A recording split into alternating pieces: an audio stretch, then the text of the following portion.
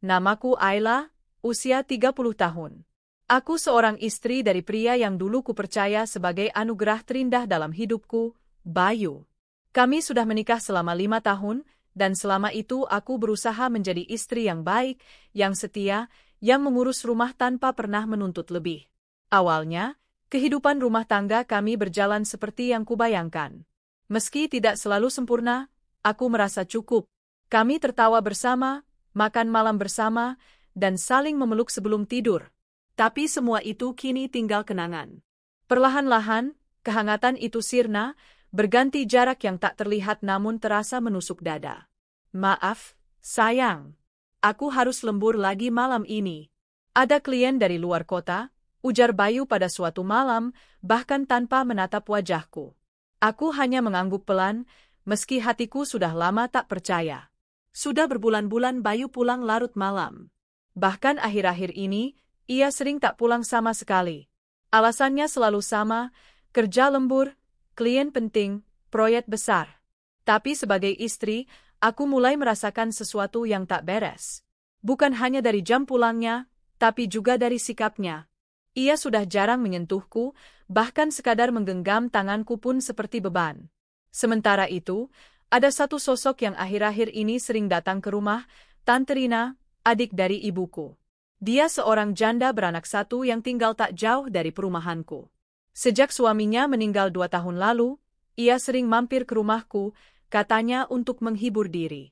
Ayla, kamu beruntung punya suami seperti Bayu. Ganteng, mapan, tenang pula orangnya, kata Tante Rina sambil tersenyum manis, yang entah kenapa justru membuat bulu kuduku meremang. Alhamdulillah, Tante, jawabku seadanya. Tante Rina ini memang cantik. Bahkan banyak yang bilang wajahnya lebih muda dari usianya. Kulitnya putih, gaya dandanannya selalu trendy, dan bicaranya lembut. Tapi entah mengapa, aku selalu merasa tak nyaman setiap ia datang ke rumah, terutama kalau hanya ada Bayu di rumah. Suatu sore, aku pulang lebih cepat dari biasanya karena urusan rapat di tempat kerjaku dibatalkan. Aku berharap bisa menikmati waktu berdua dengan suamiku. Tapi yang kulihat saat membuka pintu justru membuat jantungku berdegup keras. Di ruang tamu, Tante Rina duduk dengan santai sambil tertawa kecil. Di depannya, Bayu duduk mengenakan kaos rumahan dan gelas teh tersaji di meja. Tatapan mata mereka terlalu akrab, terlalu nyaman untuk dua orang yang seharusnya hanya bersaudara ipar. "Oh, Ayla, kamu pulang," ujar Tante Rina, seolah tak merasa aneh dengan situasi itu. "Iya, tumben Tante di sini?" tanyaku hati-hati sambil mencoba tersenyum. "Bayu yang bilang kamu lembur, jadi Tante mampir saja, sekalian bawa kue." Tante Rina berdiri dan menyodorkan kotak kecil padaku. "Ini, buat kamu." Aku menerimanya, tapi hatiku tidak tenang. Bayu hanya diam, bahkan tak berusaha menjelaskan apapun. Ia seperti tak peduli bahwa istrinya baru saja menyaksikan sesuatu yang seharusnya tidak terjadi. Malamnya, aku menatap Bayu yang sedang sibuk dengan ponselnya. Tangannya bergerak cepat, entah membalas pesan siapa. Aku memberanikan diri untuk bertanya. "Bayu, kamu akhir-akhir ini sibuk sekali, ya?" "Iya, namanya juga kerja." "Kenapa?" "Entah. Aku cuma merasa, kamu seperti menjauh dariku." Bayu mendesah panjang, lalu meletakkan ponselnya di meja. "Jangan mulai drama, Ayla. Aku capek. Kamu itu terlalu sensitif." Aku terdiam. Kata-kata Bayu seperti pukulan di dada. Dulu, dia akan memelukku jika aku berkata begitu. Kini, ia justru menyebutku sensitif. Air mata menggantung di pelupuk mata, tapi kutahan agar tak jatuh. Aku tidak ingin terlihat lemah di hadapannya. Tapi dalam hati, aku mulai bertanya-tanya, apakah ini akhir dari rumah tangga kami? Hari-hari berikutnya, sikap Bayu tak berubah. Ia semakin jarang pulang. Sekalinya pulang, wajahnya selalu lelah dan dingin. Bahkan tak pernah lagi menanyakan kabarku atau memuji masakanku. Semuanya terasa hambar. Sementara itu, Tante Rina makin sering hadir. Ia datang tanpa permisi dan selalu membawa sesuatu, entah kue, makanan, atau bahkan baju yang katanya sedang diskon. "Bayu suka warna biru kan? Tante lihat kemeja ini bagus, jadi Tante beliin. Ucapnya sambil menunjukkan ke meja pria yang jelas bukan untukku. Aku tersenyum kaku. Terima kasih, Tante. Tapi sebaiknya, lain kali nggak usah repot-repot. Ah, Ayla. Tante ini kan keluarga juga. Masa sama ipar aja kamu pelit senyum sih? Itu bukan tentang senyum, Tante. Tapi tentang batas. Sayangnya, aku tak punya cukup nyali untuk mengucapkannya saat itu. Malam itu, saat mencuci pakaian Bayu, aku mencium wangi parfum yang tak kukenali. Bukan parfumnya. Bukan juga punyaku. Wangi itu manis, menyengat, dan sangat familiar, mirip dengan parfum yang sering dipakai Tante Rina. Aku duduk lemas di lantai kamar mandi. Perasaan aneh yang sejak lama menggumpal kini mulai terbentuk menjadi satu kesimpulan menyakitkan. Bayu dan Tante Rina, ada sesuatu di antara mereka. Namun aku belum punya bukti. Aku hanya seorang istri yang mulai curiga, yang merasa dikucilkan di rumahnya sendiri. Aku belum bisa meledak. Aku belum bisa bicara. Yang bisa kulakukan hanya menunggu dan mengamati. Suatu pagi, aku memutuskan untuk bertanya pada asisten rumah tangga Tante Rina, Mbak Sri, yang sudah lama bekerja di rumahnya. Mbak Sri, Tante Rina akhir-akhir ini sering keluar rumah, ya? Tanyaku santai. Mbak Sri mengangguk. Iya, Bu. Kadang nggak pulang 2 malam. Katanya ke rumah teman, tapi saya pernah lihat mobil Pak Bayu parkir di depan rumah malam-malam. Jantungku seperti berhenti berdetak. Aku pura-pura tersenyum, mengangguk, lalu pamit. Hatiku hancur. Aku ingin berteriak. Aku ingin menangis sekencang-kencangnya. Tapi aku tahu, ini belum saatnya. Aku harus tenang. Aku harus cerdas. Aku tidak akan menghadapi mereka dengan air mata. Aku akan menyusun rencana. Karena kali ini, aku tidak mau jadi korban. Dan jika memang benar dugaan ini, akan kutunjukkan pada mereka, siapa yang seharusnya malu, siapa yang akan terusir, dan siapa yang akan menyesal. Setelah mendengar pernyataan dari Mbak Sri, langkah kakiku terasa berat saat kembali ke rumah. Pikiranku penuh dengan pertanyaan dan kecurigaan. Aku mencoba menenangkan diri, menolak percaya begitu saja. Tapi logikaku berkata lain, terlalu banyak kebetulan yang menyakitkan. Sesampainya di rumah, aku langsung masuk ke kamar mandi. Kusiram wajahku dengan air dingin, berharap pikiran kacauku ikut luruh bersama aliran air. Tapi nyatanya, semakin aku mencoba menyangkal, semakin nyaring suara kebenaran itu menggema di dalam hati. Malam harinya, Bayu pulang lebih awal dari biasanya. Aku menyiapkan makan malam seperti biasa, berharap setidaknya ada percakapan hangat yang bisa mengembalikan suasana rumah. Sayang, kamu suka sop ayam ini, kan? Tanyaku dengan nada lembut sambil menuangkan kuah ke mangkuknya. Bayu melirik sekilas, lalu menjawab datar, lagi nggak selera. Aku udah makan tadi. Aku terdiam. Padahal aku sengaja membuat makanan kesukaannya. Ini pertama kalinya dalam 2 minggu dia pulang sebelum jam 10 malam. Harapanku untuk sedikit mendekat kembali padanya seolah runtuh begitu saja. Ia duduk di sofa, menyalakan TV, lalu fokus pada ponselnya. Tak ada tanya tentang hariku, tak ada sapaan hangat, seolah aku hanya orang asing yang kebetulan tinggal satu rumah. Aku duduk di meja makan sendirian, menyuap makanan pelan-pelan. Setiap gigitan rasanya hambar. Ada gumpalan perih yang menyesakkan dada. Tapi aku telan semuanya, bersama rasa kecewa yang makin menumpuk hari demi hari. Setelah makan, aku duduk di sisi ranjang, menatap Bayu yang masih sibuk di ponselnya. Bayu, kita bisa bicara sebentar? Tanyaku pelan. Ngantuk, Ayla. Besok aja ya. Aku capek, jawabnya singkat, lalu berbaring dan memunggungiku. Aku menatap punggungnya yang kini terasa begitu jauh. Dulu, dia selalu menyelimuti tubuhku sebelum tidur. Kini, bahkan suaraku pun tak lagi ia dengar. Keesokan harinya, aku memutuskan untuk menyibukkan diri. Kupikir, mungkin aku terlalu banyak diam, terlalu menunggu. Mungkin, aku harus mulai mengambil tindakan meskipun kecil. Aku mulai menulis jurnal harian, mencatat perubahan sikap Bayu, hal-hal ganjil, dan semua percakapanku dengan Tante Rina. Aku bahkan mulai memasang aplikasi pelacak di mobil Bayu dengan bantuan seorang kenalan di bengkel langganan kami.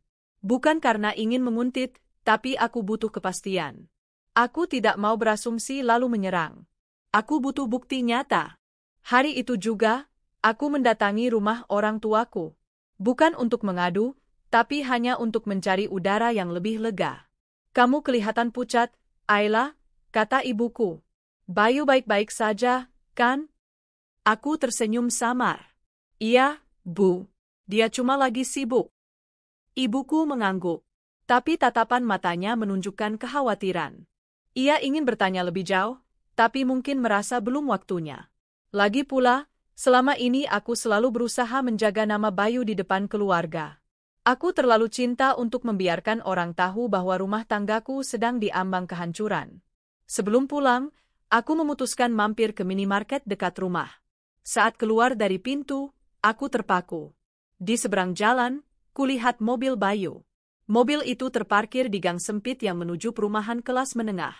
Aku mengenali plat nomor dan stiker kecil di kaca belakang. Itu pasti mobilnya. Rasa penasaranku meledak. Aku menyeberang, berpura-pura jalan santai menyusuri gang. Dan betapa kagetnya aku saat melihat dari kejauhan pintu pagar rumah yang terbuka, dan di sana, berdiri Tante Rina, mengenakan daster tipis, sedang tertawa sambil berbicara pada seseorang yang tak terlihat dari sudutku berdiri. Beberapa detik kemudian, Bayu muncul. Ia menyerahkan sesuatu ke tangan tanteku, lalu menyentuh bahunya ringan, terlalu mesra untuk ukuran ipar. Tante Rina tertawa dan mencubit lengan Bayu, lalu masuk ke dalam rumah sambil menutup pintu. Aku berdiri mematung. Dunia terasa berputar. Ingin rasanya aku berlari ke sana, berteriak, mengamuk, menghancurkan semua. Tapi tubuhku tak mampu bergerak. Aku hanya bisa berdiri di balik pohon, menggenggam kuat tas kecilku sambil menahan napas dan air mata. Benar dugaanku. Mereka memang ada sesuatu. Malam itu, aku tidak bisa tidur. Aku memandangi wajah Bayu yang pulang sekitar jam 11 malam dan langsung tertidur seperti tidak terjadi apa-apa. Air mataku mengalir tanpa bisa ditahan. Aku merasa seperti boneka yang tak lagi dianggap. Rumah tangga yang kujalani dengan sepenuh hati ternyata dihancurkan oleh dua orang terdekatku sendiri. Esoknya, aku mengambil cuti dari kantor. Aku butuh waktu untuk menyusun strategi. Aku tidak mau gegabah. Aku tidak akan menyerang mereka dengan emosi. Aku akan menggunakan akal. Akan kubuat mereka hancur dengan cara paling tenang dan terhormat. Aku mulai menyimpan bukti. Foto mobil Bayu di depan rumah tanteku, riwayat lokasi dari aplikasi pelacak, pesan-pesan dari tante yang semakin menggoda di grup keluarga, dan kebetulan Bayu lupa mengunci ponselnya semalam, aku sempat membaca pesan singkat dari kontak, yang isinya menggoda dan penuh ciuman. Kemarahan dalam diriku tidak datang dengan teriakan. Ia datang dalam bentuk ketenangan yang menyeramkan. Aku tahu apa yang harus kulakukan. Aku tahu siapa yang harus kubicarakan duluan. Ayahku. Ayahku bukan orang sembarangan. Ia pemilik perusahaan tempat Bayu bekerja. Selama ini, Bayu memang berhasil masuk ke perusahaan keluarga melalui bantuanku. Ia dipercaya dan diberi jabatan cukup tinggi karena aku yang menjamin kredibilitasnya. Tapi kini, semua akan berubah. Jika benar dia mengkhianatiku, maka semua yang ia miliki juga akan kulepas satu persatu, pekerjaan, rumah, kehormatan. Aku tak akan menjerit. Aku akan membalas dengan elegan. Dan untuk Tante Rina, kau pikir bisa bermain di belakangku tanpa ketahuan? Tunggu saja. Aku, Ayla, istri yang selama ini kau anggap polos dan lemah, akan membuat kalian tahu bahwa pengkhianatan bukan akhir dari kisahku, tapi awal dari kehancuran kalian. Pagi itu, aku duduk di meja makan sendirian. Sarapan yang kubuat hanya untuk diriku sendiri. Bayu sudah pergi sejak subuh dengan alasan ada meeting mendadak.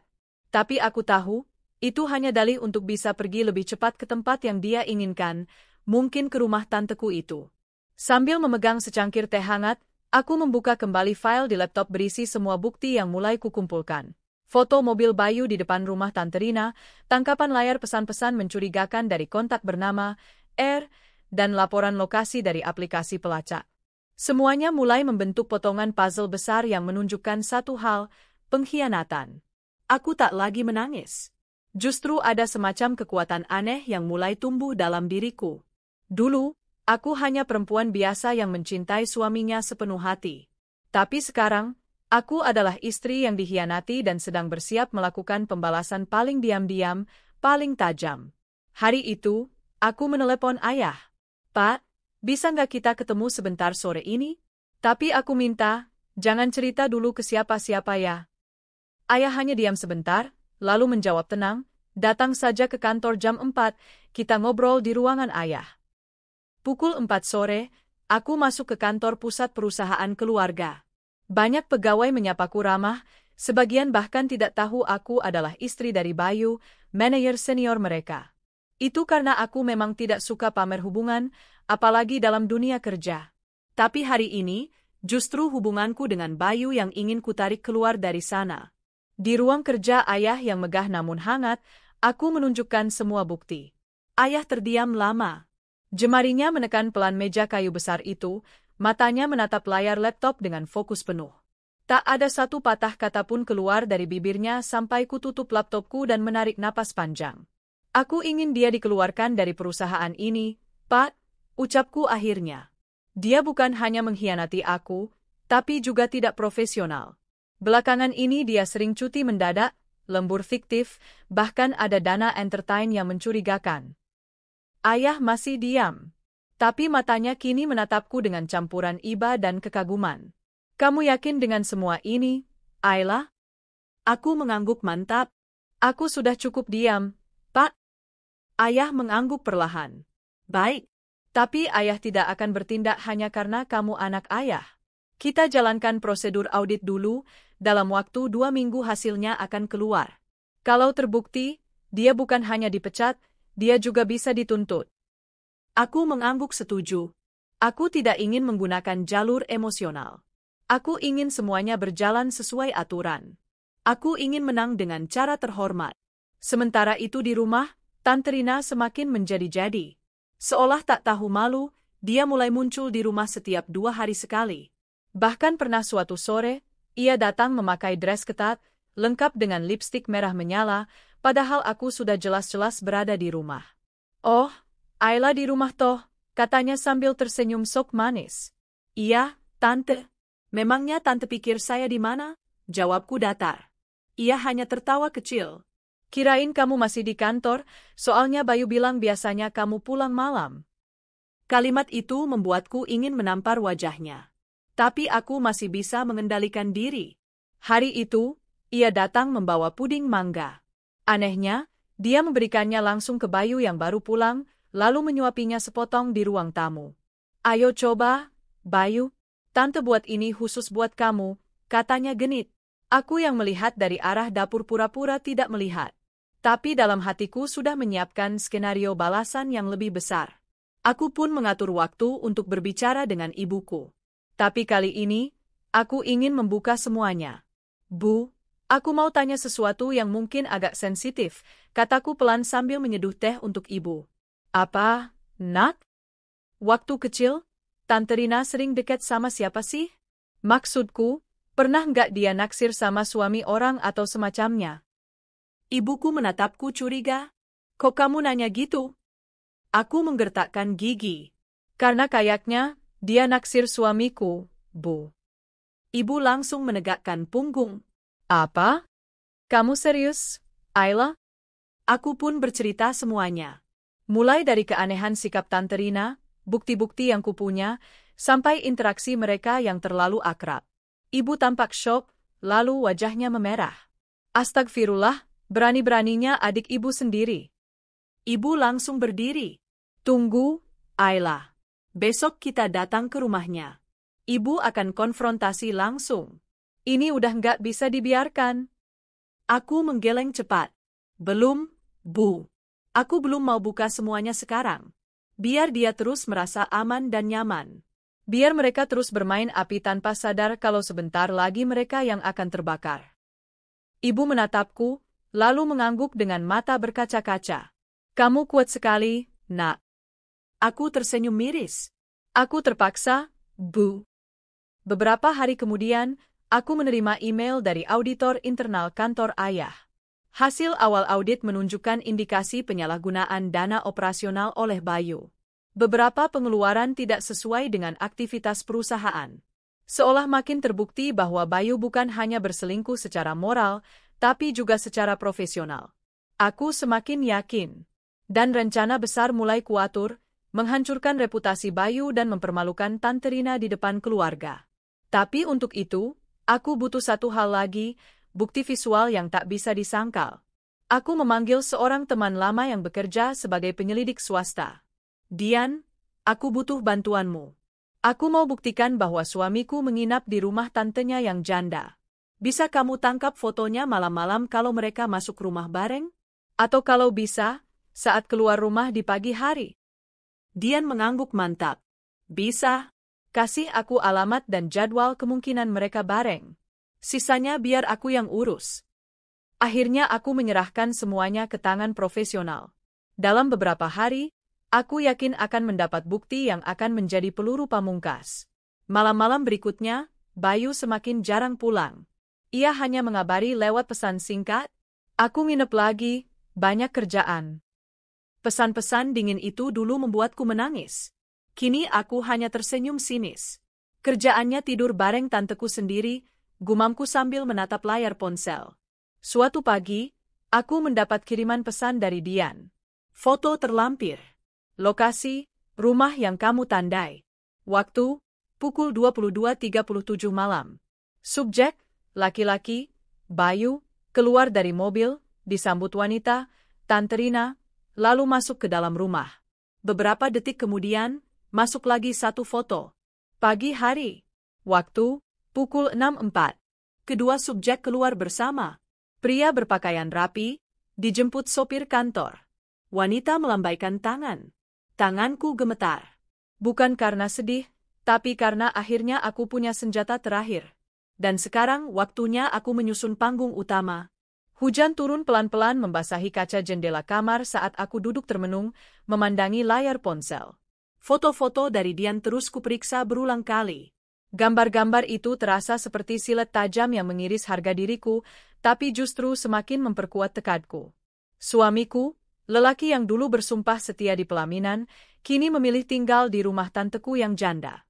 Tidur bersamanya, bangun pagi bersamanya, dan menjalani hidup ganda seolah-olah aku tak lebih dari bayangan yang tak berarti. Aku menghapus air mata terakhir. Tak akan ada tangisan lagi setelah ini. Yang ada hanya aksi. Aksi yang akan membuat mereka menyesali apa yang telah mereka lakukan padaku. Pagi itu, aku datang ke kantor ayah. Seperti dijanjikan, hasil audit lengkap sudah berada di mejanya. Wajah ayah serius, matanya menatap dokumen-dokumen yang tak hanya berisi angka, tetapi juga kebusukan moral dari seorang menantu yang selama ini ia percaya. Total penyalahgunaan dana hampir 170 juta. Bayu memalsukan laporan entertain, dan beberapa nota ternyata palsu, kata ayah sambil melemparkan satu bundel dokumen ke meja. Aku mengangguk. Apa bisa dijadikan dasar pemecatan? Bukan hanya pemecatan. Dia bisa dibawa ke ranah hukum. Tapi, keputusan ada di kamu, Ayla. Kamu masih istrinya. Aku menarik napas dalam-dalam. Aku belum akan menempuh jalur hukum, tapi aku ingin dia dipecat. Sekarang, hari ini, ayah hanya mengangguk pelan. Baik, tim HRD akan memanggil dia siang ini. Tapi ayah ingin kamu tahu, Ayla, ayah sangat bangga padamu. Kamu kuat, kamu bijak, dan kamu tahu kapan harus bertindak. Aku tersenyum kecil. Aku sudah terlalu lama diam, Pak. Sekarang aku cuma ingin berdiri, walau harus sendiri. Pukul 2 siang, Bayu dipanggil ke ruang HRD. Wajahnya pucat saat keluar. Ia bahkan tak berani menatapku saat bertemu di parkiran. Kupikir dia akan mendekat, menjelaskan, membela diri. Tapi tidak. Ia hanya menunduk dan masuk ke mobilnya. Kabur seperti pengecut. Setelah Bayu dipecat, aku tahu langkah selanjutnya, menghadapi Tante Rina. Tapi bukan dengan amarah. Bukan dengan bentakan. Aku akan mempermalukannya dengan elegan, tepat di hadapan orang-orang yang selama ini percaya bahwa dia adalah tante manis, wanita janda yang lemah dan pantas dikasihani. Aku menyusun rencana untuk mengumpulkan keluarga besar. Aku mengatakan kepada ibuku bahwa aku ingin membuat acara syukuran kecil di rumah untuk merayakan ulang tahun pernikahanku yang kelima. Sebagian dari diriku tertawa getir. Ulang tahun pernikahan? Dengan suami pengkhianat? Tapi itu bagian dari permainan. Panggung harus dibentuk rapi agar pertunjukan pengkhianatan mereka bisa tersingkap dengan sempurna. Ibu sempat ragu. Tapi aku yakinkan bahwa ini akan menjadi malam yang akan dikenang oleh semua keluarga. Hari H pun tiba. Rumah sudah dihias sederhana, makanan disiapkan catering, dan undangan sudah tersebar ke grup keluarga jauh-jauh hari. Semua datang, termasuk Tante Rina, dengan gaun mewah warna merah marun dan make-up tebal, seolah ingin menunjukkan bahwa dia masih cantik, masih memikat. Saat masuk rumah, Tante Rina langsung memelukku seolah tak bersalah sama sekali. "Wah Ayla, kamu cantik sekali malam ini," katanya dengan senyum palsu yang hampir membuatku muak. "Terima kasih, Tante." Tante juga kelihatan segar ya, kayak orang yang lagi jatuh cinta, balasku dengan senyum mengandung makna. Dia hanya tertawa. "Ah kamu ini." Para keluarga berkumpul di ruang tengah. Ibuku sibuk menyambut tamu, ayah berdiri di dekat kursi utama, dan aku berdiri di depan semua orang, siap memulai pidato. Terima kasih atas kehadiran semuanya.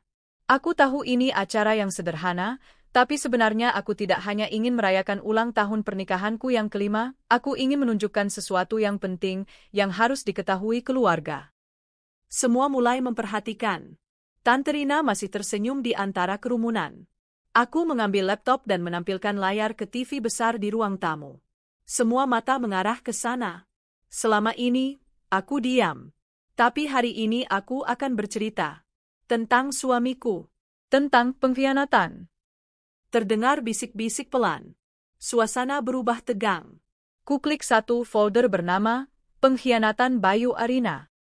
Foto pertama muncul, Bayu masuk rumah Tante Rina malam hari. Foto kedua, pagi harinya mereka keluar rumah bersama. Foto ketiga, tangkapan pesan dari Bayu ke R, yang jelas-jelas mengatakan, "Kapan aku bisa tidur di rumah kamu lagi? Aku kangen pelukannya." Tante Rina berdiri mendadak. "Al, kamu ini maksudnya apa?" Itu cuma salah paham." Aku menatapnya lurus. "Masih ingin menyangkal, Tante? Aku punya saksi, punya pelacak, punya bukti transaksi suamiku yang dibayarkan untuk kamu." Keluarga mulai heboh. Suara-suara terdengar. "Astagfirullah, Rina. Kamu berani main belakang sama suami keponakan sendiri? Memalukan." Tante Rina terisak. Tapi kali ini air matanya tak mempan. Wajahnya pucat, tubuhnya gemetar. "Maafkan Tante, Ayla. Tante cuma kesepian." Aku mengangkat daguku. Kesepian bukan alasan untuk menghancurkan rumah tangga orang. Apalagi keluarga sendiri. Ia menangis dan buru-buru keluar dari rumah, meninggalkan keramaian dengan wajah penuh malu. Beberapa saudara mengejar, tapi tak satu pun membela. Malam itu aku tidur dengan senyum pertama setelah sekian lama. Bukan karena aku senang melihat orang lain menderita, tapi karena keadilan akhirnya berpihak padaku. 3 hari setelah acara, Bayu datang ke rumah. Ia berdiri di depan pagar dengan wajah kusut, tak terurus. "Ayla, tolong, izinkan aku bicara," katanya dengan suara memohon. Aku keluar tanpa ekspresi. "Kenapa baru sekarang minta bicara?" tanyaku dingin. "Aku salah, aku hilaf, aku nggak tahu harus bagaimana." "Kamu tahu apa yang paling menyakitkan, Bayu?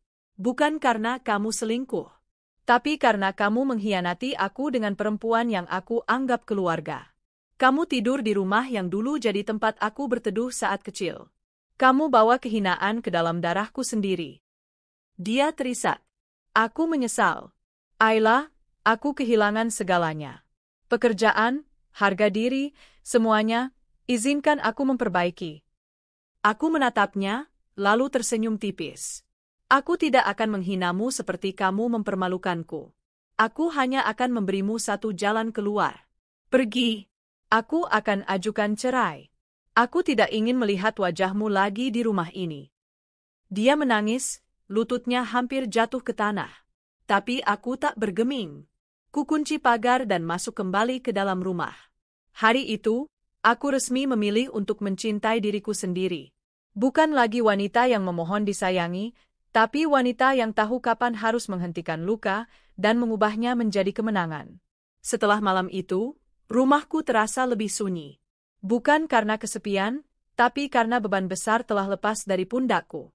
Aku tak perlu lagi berpura-pura tersenyum saat makan malam, tak perlu memendam amarah saat melihat wajah pengkhianat yang tidur di sebelahku.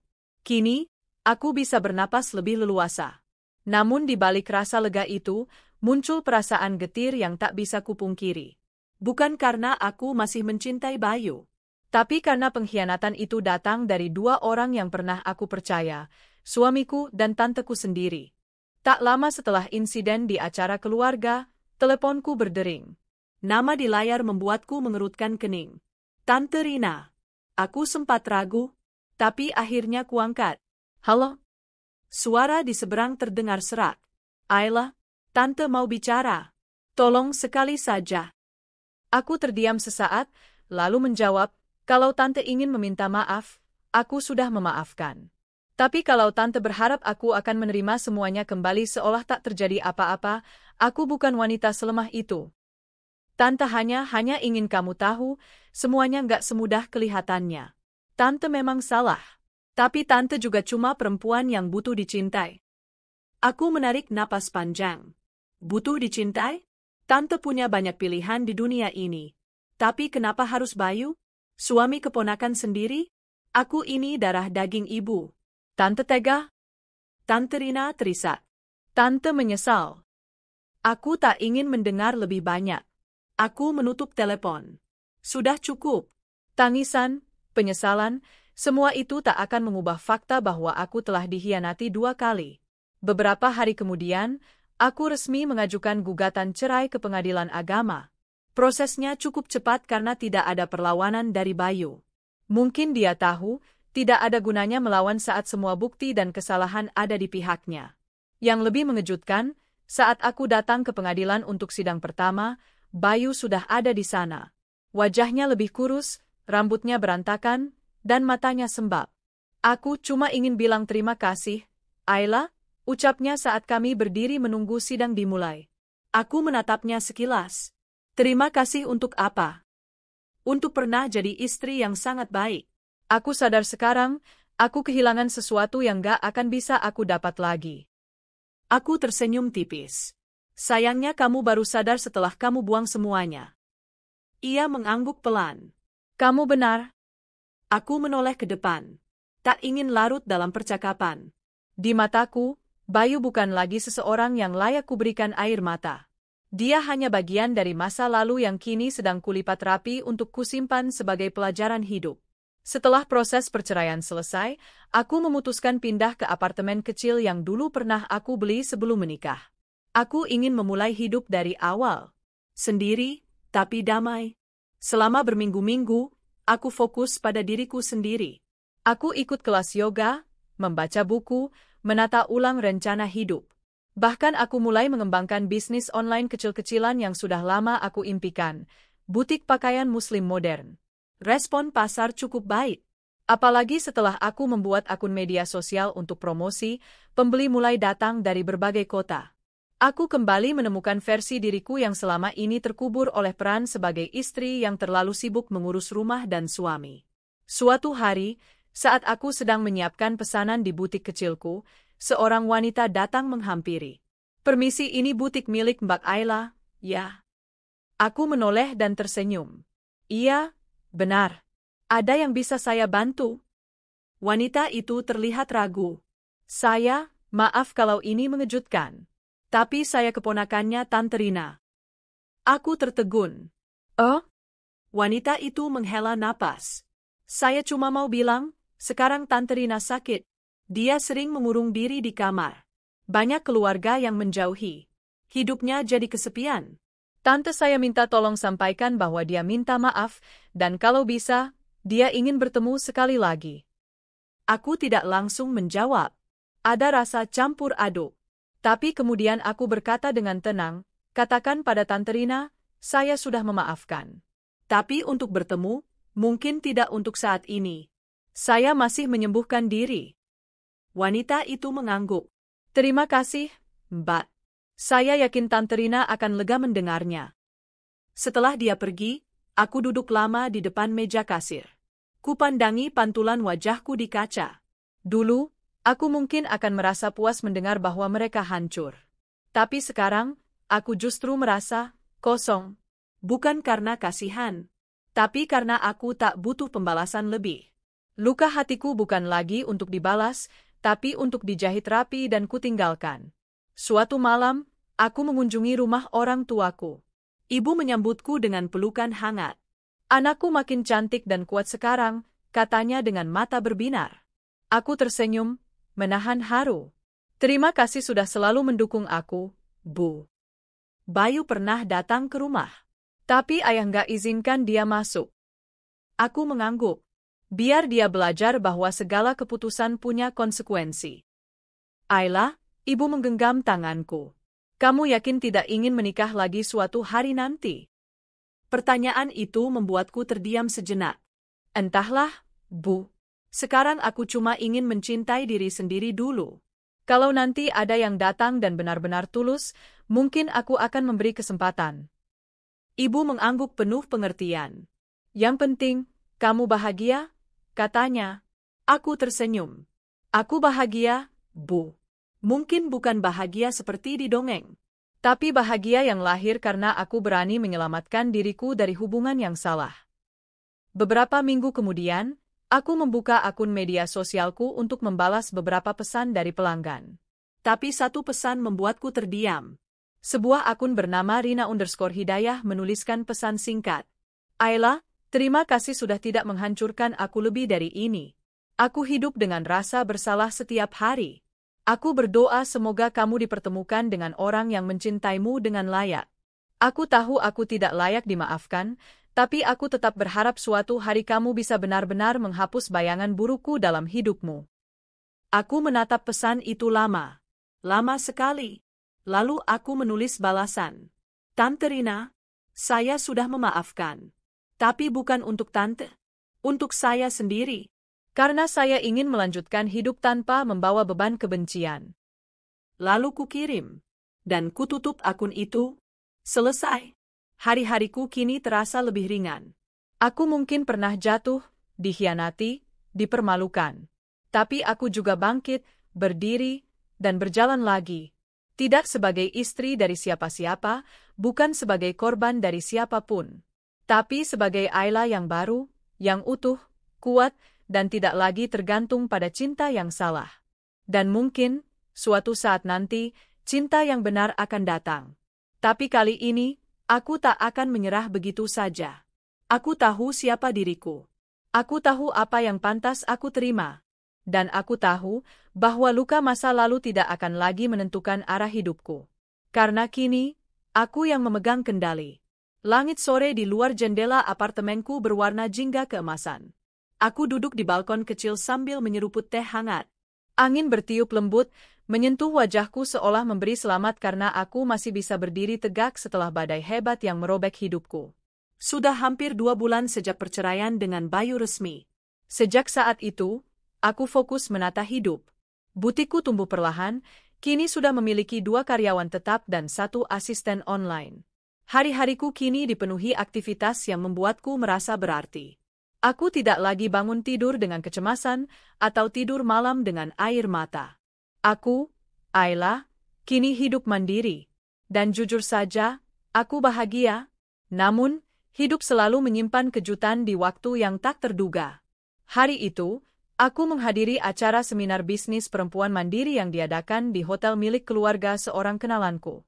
Aku diundang sebagai salah satu narasumber muda, mewakili pelaku usaha perempuan yang bangkit dari titik terendah kehidupan. Saat aku naik ke atas panggung, mengenakan blus putih sederhana dan celana panjang krem, aku bisa merasakan tatapan penuh perhatian dari penonton. Tapi satu tatapan membuatku sedikit terusik, seorang pria berjas biru tua yang duduk di barisan depan, memandangi dengan senyum hangat. Namanya disebut oleh pembawa acara sesaat setelah sesi panel selesai. Bapak Dimas Arif, CEO dari salah satu e-commerce lokal terbesar di Indonesia, juga hadir siang ini. Beliau akan menjadi sponsor bagi 3 bisnis perempuan yang paling potensial untuk dikembangkan ke tingkat nasional. Aku sedikit terperanjat. Nama itu familiar? Oh ya, Dimas Arif. Aku pernah mendengar tentangnya. Sosok muda yang sukses, dikenal rendah hati, dan beberapa kali menjadi juri kompetisi UMKM. Setelah sesi seminar selesai, aku sedang menikmati kopi di pojok ruangan saat pria itu menghampiriku. Mbak Ayla, ya? Saya Dimas. Tadi saya mendengarkan pemaparan Mbak dari awal sampai akhir. Sangat inspiratif, katanya sambil menyodorkan tangan. Aku menjabatnya, tersenyum sopan.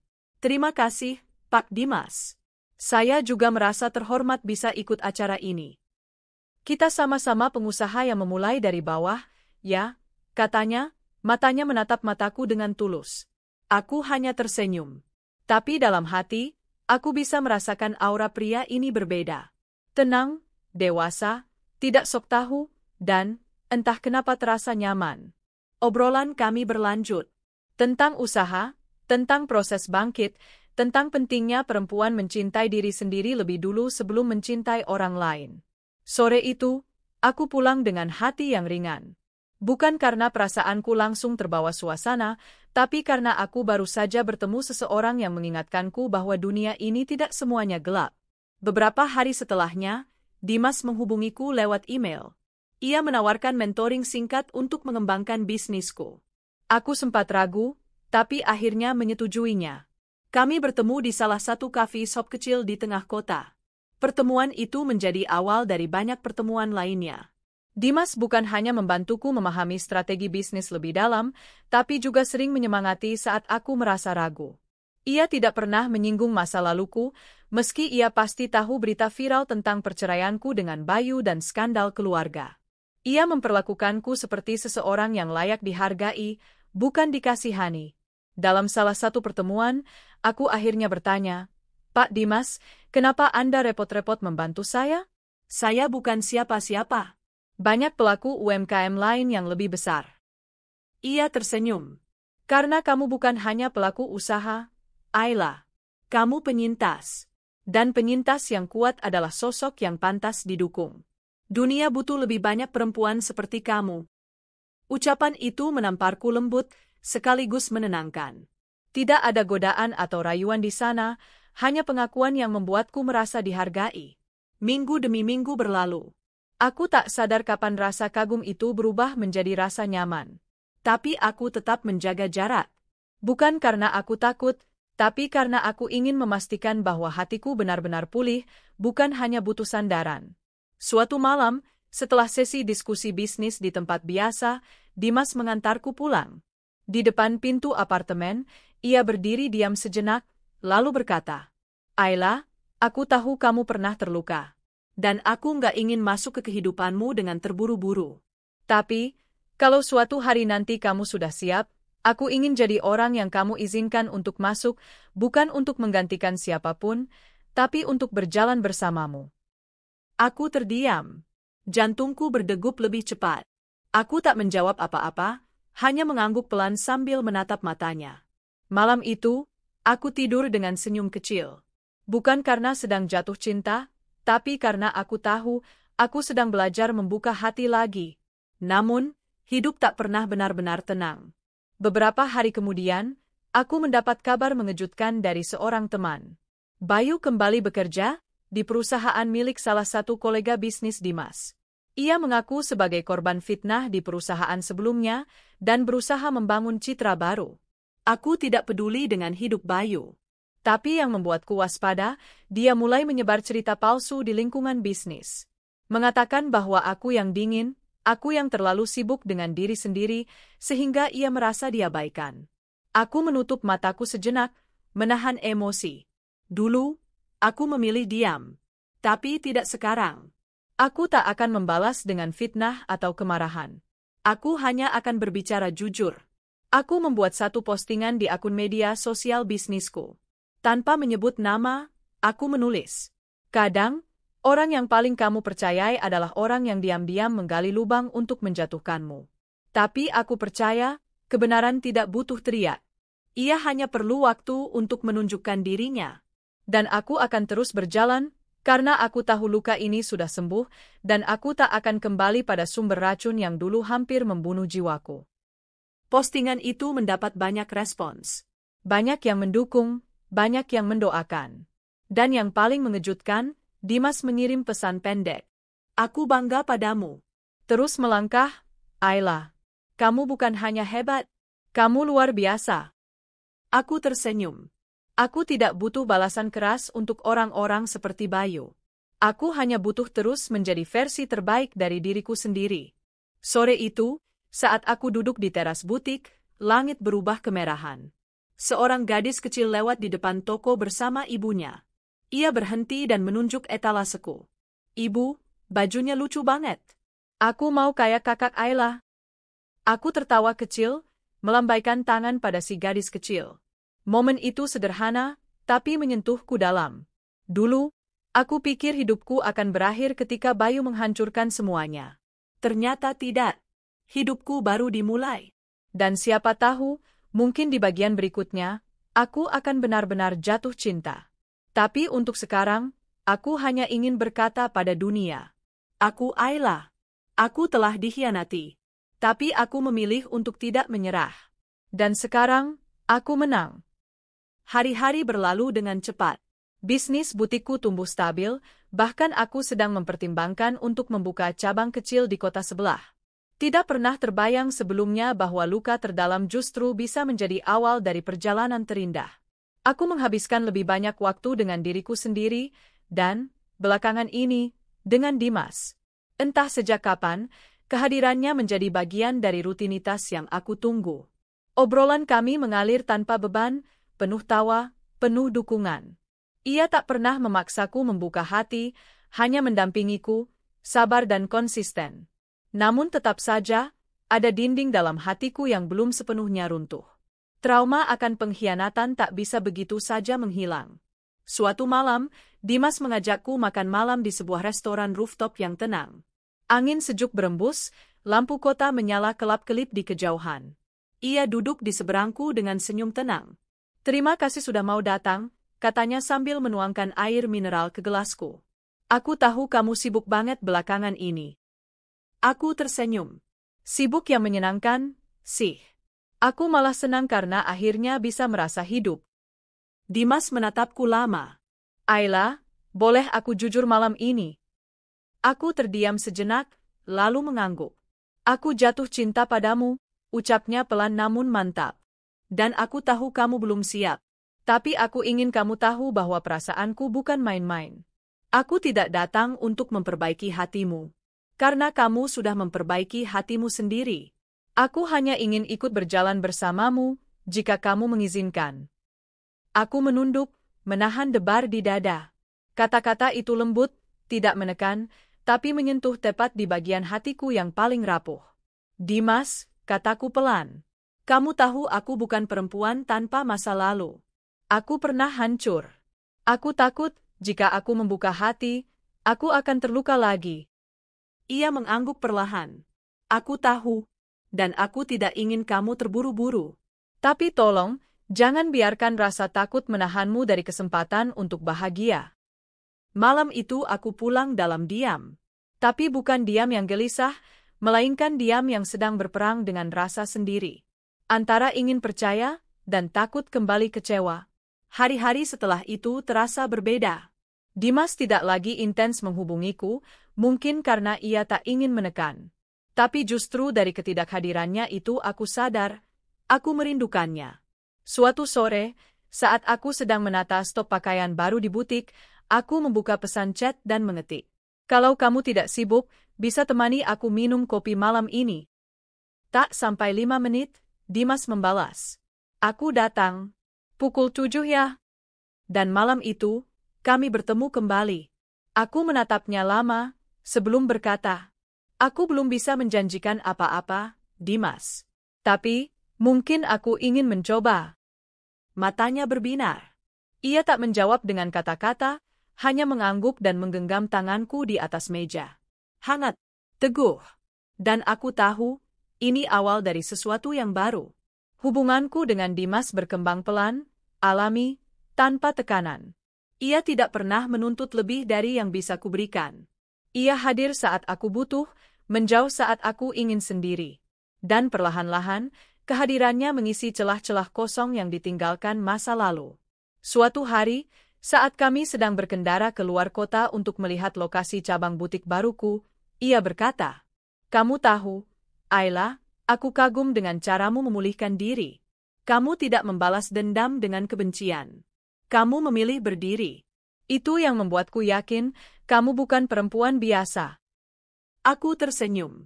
Aku belajar dari pengalaman. Dendam tak pernah menyembuhkan. Tapi membangun kembali hidup dengan cara yang baik, itu lebih menenangkan.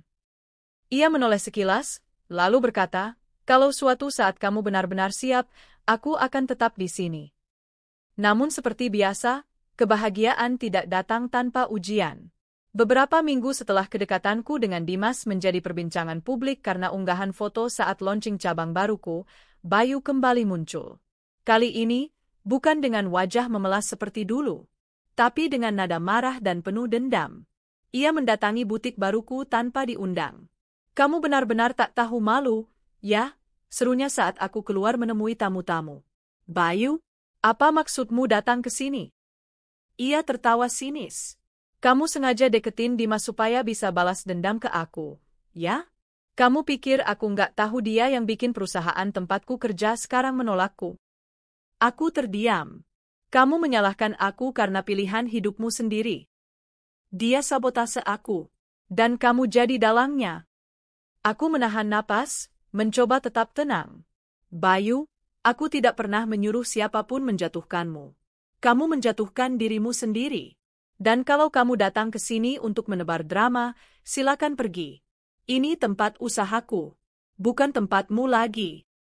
Orang-orang mulai memperhatikan. Karyawan-karyawanku melihat dari dalam dengan khawatir. Bayu menatapku penuh amarah, lalu pergi sambil membanting pintu. Aku berdiri lama, menenangkan diri. Dan malam itu, untuk pertama kalinya setelah sekian lama, aku menangis bukan karena sedih, tapi karena marah. Bukan pada Bayu, tapi pada diriku sendiri, karena pernah mencintai pria yang begitu kecil hatinya. Dimas datang malam itu. Tanpa perlu aku hubungi, ia datang sendiri setelah mendengar kejadian dari salah satu stafku. "Kamu nggak sendiri, Ayla," katanya sambil menggenggam tanganku. "Jangan biarkan bayang-bayang masa lalu merusak masa depanmu." Aku mengangguk, menatap matanya. Kali ini, aku tidak akan lari. Dan sejak saat itu, aku tahu, aku benar-benar sudah sembuh. Beberapa bulan kemudian, dalam sebuah acara bisnis skala nasional, aku diminta tampil kembali sebagai pembicara. Kali ini, bukan hanya sebagai penyintas, tapi sebagai pemilik brand modest wear yang sedang berkembang pesat di pasar digital. Di atas panggung, aku menyampaikan pesan penutupku. Kita tidak bisa menghindari rasa sakit, tapi kita bisa memilih apa yang kita lakukan setelah rasa sakit itu datang. Aku memilih bangkit. Aku memilih mencintai diriku sendiri lebih dulu. Dan sekarang, aku memilih untuk membuka hati, tanpa rasa takut. Tepuk tangan menggema. Dan di barisan depan, aku melihat wajah yang selama ini menjadi saksi diam-diam perjuanganku, Dimas. Ia berdiri dan tersenyum bangga. Aku tersenyum balik. Dunia ini luas. Hidup bisa membawa kita jatuh, lalu bangkit, lalu jatuh lagi. Tapi selama kita punya keberanian untuk terus berjalan, tak ada luka yang benar-benar permanen. Karena pada akhirnya, bukan siapa yang menyakitimu yang penting, tapi bagaimana kamu menyembuhkan dirimu sendiri. Dan aku, Ayla, perempuan yang dulu ditinggalkan oleh suami dan dikhianati oleh keluarga sendiri, kini berdiri di atas panggung kehidupanku sendiri. Dengan percaya diri, dengan cinta, dengan harapan. Pagi itu, cahaya matahari menyelinap masuk melalui jendela kamarku yang kini terasa jauh lebih hangat dari sebelumnya. Udara segar membawa aroma teh melati dari cangkir yang kugenggam. Aku duduk di meja kerja, membaca email dari seorang investor luar negeri yang tertarik untuk bekerja sama mengembangkan butik modest wearku ke pasar Asia Tenggara. Mataku berkaca-kaca, bukan karena tawaran besar itu saja, tapi karena aku tahu semua ini berawal dari reruntuhan hidupku. Dari pernikahan yang dikhianati, dari keluarga yang menusuk dari belakang, dari air mata yang entah sudah berapa liter kutumpahkan. Tapi kini, aku berdiri bukan sebagai korban. Aku berdiri sebagai pejuang. sebagai pemenang. Beberapa minggu kemudian, aku diundang ke sebuah forum nasional untuk menerima penghargaan sebagai perempuan inspiratif di bidang UMKM dan kemandirian finansial. Penghargaan itu bukan hanya milikku, tapi milik semua perempuan yang pernah diremehkan, dikhianati, dan ditinggalkan, namun tetap memilih untuk berdiri dan berjalan. Aku mengenakan gamis sederhana berwarna pastel yang merupakan desainku sendiri. Di panggung, aku menyampaikan sepenggal pidato. Beberapa tahun lalu, aku menangis di balik pintu kamar, memohon agar suamiku pulang lebih awal. Tapi hari ini, aku berdiri di sini, bukan lagi memohon cinta, tapi menyebarkan kekuatan. Setiap perempuan berhak bahagia. Tapi bahagia itu tidak diberikan orang lain, kita yang menciptakannya. Dengan menerima luka, mengobati hati, dan percaya bahwa kita pantas untuk dicintai dengan layak. Tepuk tangan membahana. Di bangku tamu undangan, aku melihat sosok yang telah menemani perjalanan baruku dari awal. Dimas berdiri, menatapku penuh rasa bangga. Malam setelah acara itu, kami makan malam bersama. Tapi malam ini berbeda. Di tengah suasana yang tenang, dengan cahaya lilin di meja, Dimas menyelipkan sebuah kotak kecil ke atas meja. "Ayla," katanya dengan suara bergetar. "Aku nggak datang untuk menggantikan masa lalumu. Aku ingin menjadi bagian dari masa depanmu." Ia membuka kotak itu.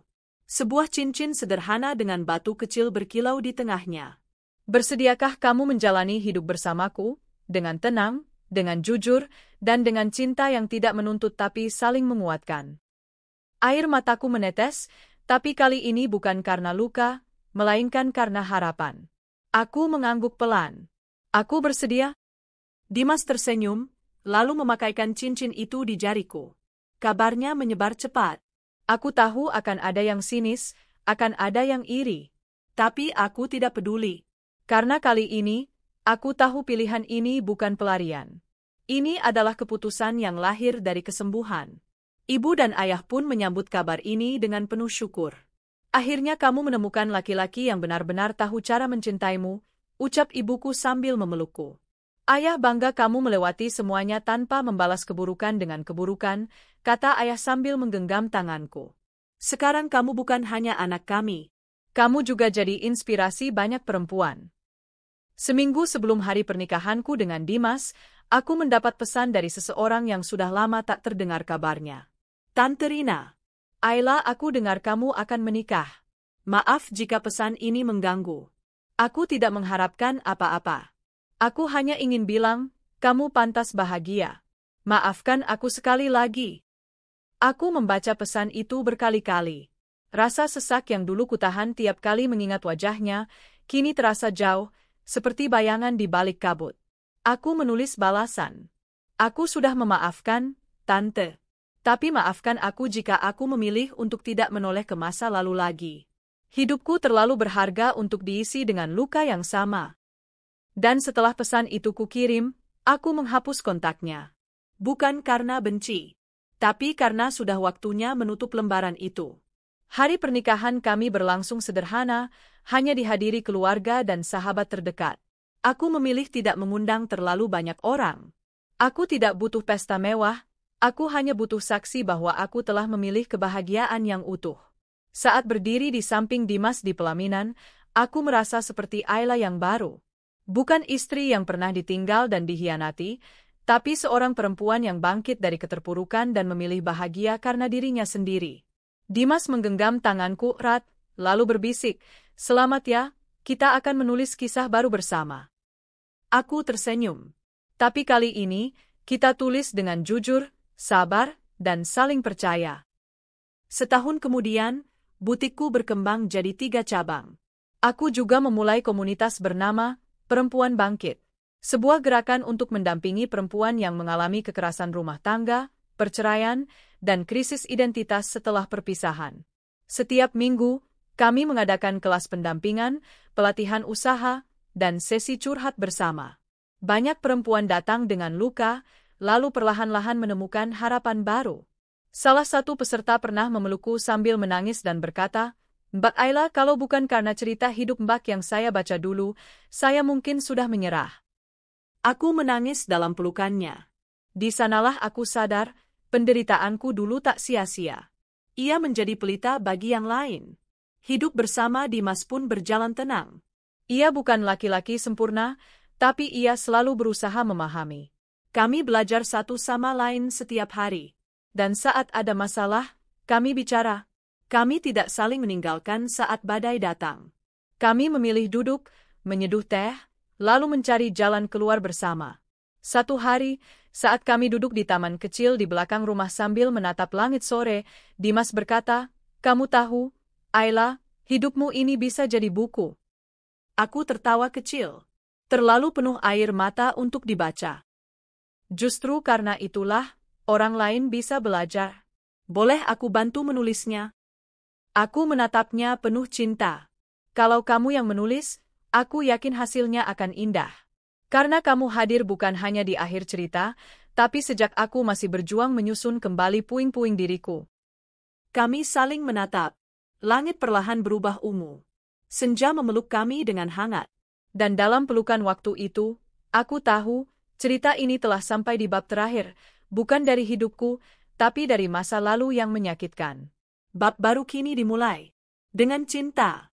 Dengan harapan. Dan dengan keyakinan bahwa tidak ada luka yang terlalu dalam untuk disembuhkan.